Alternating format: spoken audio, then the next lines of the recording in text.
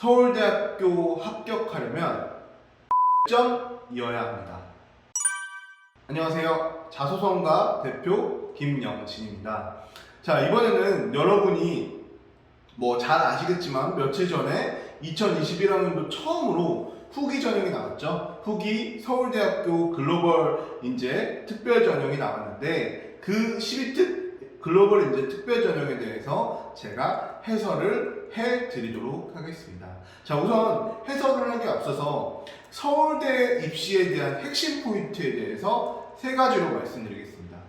자, 일단 첫 번째는 학과입니다. 자, 학과라는 말은 뭐냐면 서울대를 지원하시는 분들 잘 보세요. 자, 학과 같은 경우는 대부분의 학생들이 서울대를 그냥 한번 써보자 라고 하다 보니까 아무래도 좀 학과 부분에 대해서 학과 선택에 대해서 간과하시는 경우가 많습니다. 그래서 대부분의 학생들이 스펙이나 이런 것들은 경영학과에 밀접해 있는데 그냥 나는 경영학과에 밀접해 있음에도 불구하고 나는 무슨 철학과 쓴다든지 윤리학과 쓴다든지 이렇게 이제 학과가 전혀 동떨어진 것을 쓰는 경우들을 정말 많이 봅니다. 자, 그런 경우에 오히려 더 합격 가능성이 굉장히 많이 떨어집니다. 그렇기 때문에 절대 친구들이 그냥 낮춘다고 해서 본인의 스펙이나 내용과 비슷한 학과로 낮추는 거지 본인의 스펙과 내용과 덜 떨어진 학과로 낮추면 절대 안 됩니다. 자, 그래서 핵심 포인트 첫 번째 정리 드리고요. 그 다음 두 번째는 자기소개서예요.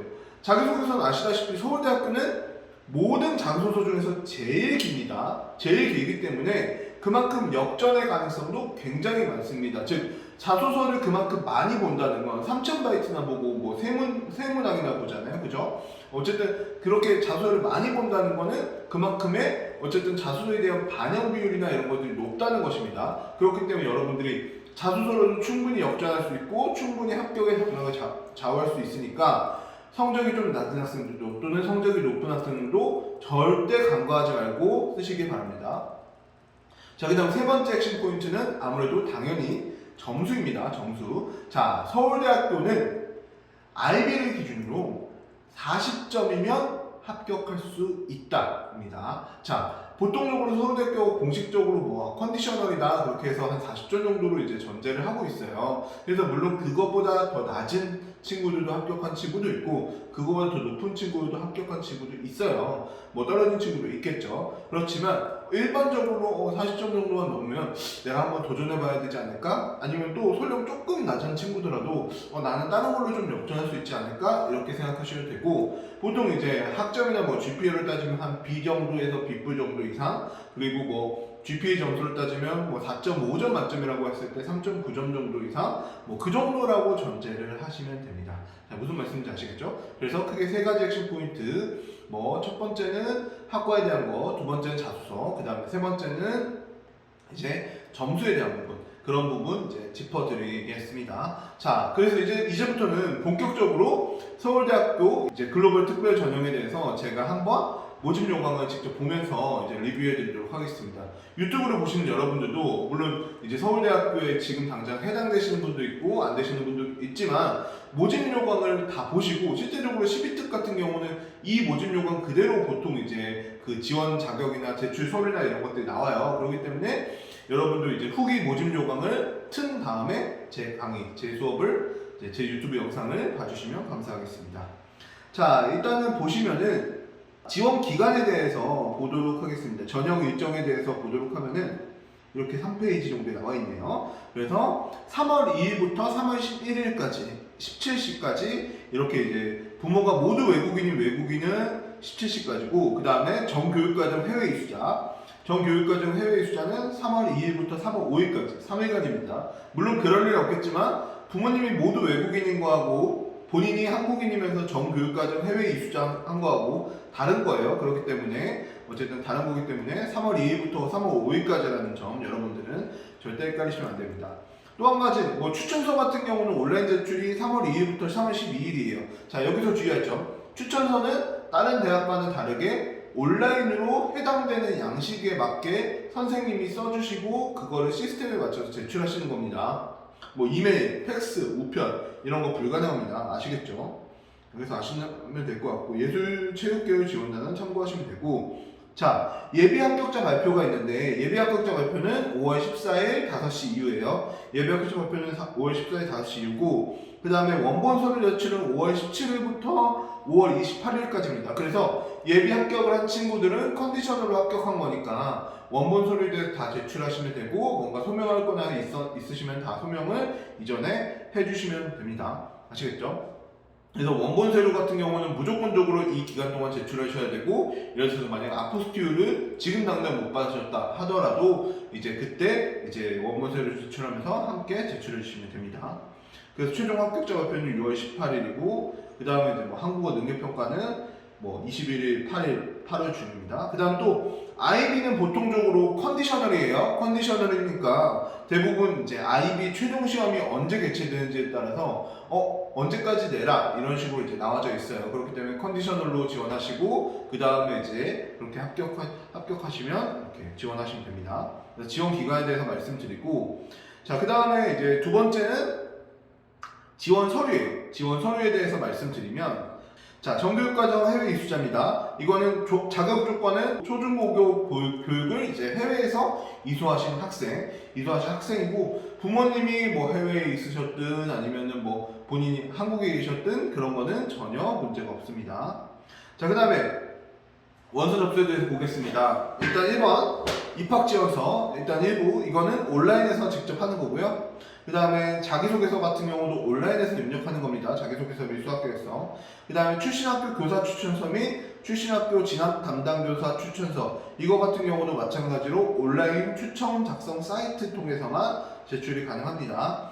그 다음 다섯 번째 언어능력 증빙 서류인데 언어능력 증빙 서류 같은 경우는 한국어 3급 이상 그리고 토플 IBT 80 이상 그리고 IH 6.0 탭스 551점이고 그리고 당연히 뭐 2년 전까지 이제 성적만 유효하고요. 그 다음에 고등학교 여기서 중요합니다. 고등학교 전 교육과정을 한국어 또는 영어로 이수한 경우가 많아요. 자, 여기서 학생들이 많이 물어보는 건 토픽을 없는데? 아니 토플이 없는데 어떻게 해요? 이렇게 물어보시는 경우가 많은데 고등학교 전 교육과정을 한국어 또는 영어로 이수한 경우에서는 그거를 증빙할 수 있으면 그래서 뭐 스킬 프로파일에 이거는 영어로 모든 교육과정이 되어 있다라든지 이런 것들을 증빙할 수 있으면 그 서류로 대체 가능합니다. 아시겠죠? 무슨 말씀인지 아시겠죠? 그래서 또 한국어 또는 영어 성적이 기재된 표준학력 시험 결과를 제출하는 것으로 당연히 증빙 가능하고요. 오케이. 자, 그렇게 해서 말씀을 드립니다. 언어능력 증빙 서류에 대해서는 그렇게 정리를 할게요. 또한 여기서 뭐 추가적으로 공지를 떴는데 원본 서류는 상관이 없지만 원본 서류를 제외하고는 학교장 직인을 찍으셔야 됩니다. 아시겠죠? 언어능력 증빙 서류 같은 경우는. 그래서 학교장 직인을 웬만하면 찍으시는 게 좋아요. 뭐 물론 제가 항상 학생들한테 말씀드리는 거지만 어쨌든 충분한 게 더 낫잖아요. 부족한 것보다. 그렇기 때문에 난 괜히 했어 이거보다는 난 못했어 보다는 괜히 했어가 낫잖아요. 그렇기 때문에 어쨌든 찍어주시면 됩니다. 자, 그 다음에 6번 7번 고등학교 졸업증명서 예정증명서 뭐 졸업을 하셨으면 졸업증명서 예정이면 예정증명서고 그 다음에 고등학교 전 과정의 이제 성적증명서 이거 같은 경우는 일단 직인이나 이런 것들이 당연히 있으셔야 되고 그 다음에 원본 또는 공증 원본을 스캔하여 제출하셔야 됩니다. 그래서 실제적으로 예비 합격 발표 후에는 무조건 이제 아포스티유 또는 공간 영사 확인을 받아서 우편 또는 방문 제출하셔야 됩니다. 아시겠죠? 자, 그래서 실제적으로 이게 이 6번, 7번 같은 경우 고등학교 졸업증명서와 고등학교 성적증명서 같은 경우는 무조건 아포스티유 또는 영사 확인을 받아야 된다. 지금 받지 않더라도 예비 합격 후에는 받아야 된다라고 하는 거고 그리고 지원 접수 기간에 원본 또는 공증 원본이라고 했는데 자 원본은 원본이고 공증 원본 같은 경우는 뭐냐면 이제 중국어로 되어 있는 경우는 이제 공증을 했고 그 공증 원본이잖아요. 그거를 스캔해서 아포스티유 받아서 제출하는 거예요. 아시겠죠? 그리고 뭐 월반이나 조기 졸업의 경우는 굉장히 많이 발생하는데 월반이나 조기 졸업이 발생할 시에는 반드시 이제 사유서 증빙서류를 제출하시면 됩니다. 아시겠죠? 그 다음에 지원자의 국적증명인데 국적증명은 마찬가지로 이렇게 여권 4번이라고 생각하시면 됩니다. 여권 4번을 제출하시면 된다라고 하면 되고 뭐 공증 원본, 공증받은 4번, 신분증 4번 이렇게 제출하시면 되고 출입국에 대한 사실 증명은 뭐 여기 이제 뭐냐 어쨌든 출입국에 대해서 출입국 사실 증명서를 뭐 민원 24나 이런 걸 통해서 이제 하시면 되고 그게 만약 없다라고 하면은 초, 중, 고교 전 과정을 재학 기간에 대한 재학 증명서가 있다 그러면은 대체 가능합니다. 자, 그다음 10번 같은 경우 선택인데 뭐 ACT나 A레벨, AP, IB, SAT 등 이런 것들이 있으면 가능합니다. 근데 만약에 IB 점수나 이런 것들이 있다 그러면 언어 능력이나 이런 것도 제출이 그렇게 굳이 할 필요 없겠죠. 그리고 또한 접수 기간 내에서 스코어 리포팅을 신청하시면 됩니다. 그다음 뭐 사유서 증빙서류 같은 경우는 실제로 있는 경우들만 해당되고요. 그 다음에 12번부터 14번인데 대체적으로 이거는 당연히 아시겠지만 무조건 하시는 것이 좋습니다. 선택이라고 하지만 하시는 것이 좋아요. 자, 출신 학교 소개 자료, 스쿨 프로파일이라고 하는데 그것도 마찬가지로 이제 필요합니다. 그 다음에 기타 언어 능력 증빙 서류, 뭐 이거는 없으시면 어쩔 수 없죠. HSK나 JLPT, 뭐 델레, 뭐 이런 것들 없으시면 어쩔 수 없지만 있으시다고 하면 당연히 제출하시는 것이 좋죠. 이것도 마찬가지로 원본이면 그냥 원본 제출하시면 되고 4번이면 학교장 직인 찍어서 제출을 하시는 것이 좋습니다. 필수이고요. 자, 그 다음 전형 참고 자료라고 하는데 활동을 파악할 수 있는 자료 이게 가장 중요해요. 아시겠죠? 선택이라고 하지만 이거를 제출 안 하고 선택이라고 했잖아 이러시면 절대 안 됩니다. 왜냐면 본인의 활동이나 이런 것들이 뭐 했는지 모르잖아요. 성적표만 놓고 와서는 그냥 성적만 가지고 판단할 수밖에 없거든요. 오케이. 그렇기 때문에 여러 가지 것들을 해서 최대 10개 항목까지 작성 및 업로드가 가능합니다. 단 여러분 아시겠지만 학교장 직인이나 서명이 필수적입니다. 학교장 직인이나 서명이 없다. 이거는 그냥 활동이 아니라 여러분이 그냥 노신 거예요. 활동 아닙니다. 아시겠죠? 자, 그래서 뭐 15번, 16번 같은 경우는 제가 그냥 패스를 하도록 하겠고요. 일단 여기까지에 대한 지원 서류에 대한 부분이고 그 다음에 이제 지원 인원에 대한 건데 보통적으로 인원 같은 경우는 이렇게 생각하시면 돼요. 뭐냐면 보통적으로 뭐 경쟁률이 뭐 한 8대 정도, 뭐 9대 정도 저도 이제 서울대학교나 고대 연대나 이렇게 보통적으로 되는데 인원은 기본적으로 뽑을 수 있으면 다 뽑는다가 일단은 기본적인 원칙입니다. 그러니까 뽑을 수 있으면 다 뽑는다는 게 무슨 말이냐? 어쨌든 학생이 성적이 되고 실력이 된다라고 하면 뽑는 거고, 그렇죠? 그런데 학생이 실력이 안 되고 만약에 너무나 못하는 것 같아요. 우리 학교의 그런 수준이나 실력을 못 다루는 친구 같아요. 그런 친구들은 안 뽑습니다. 무슨 말씀인지 아시겠죠?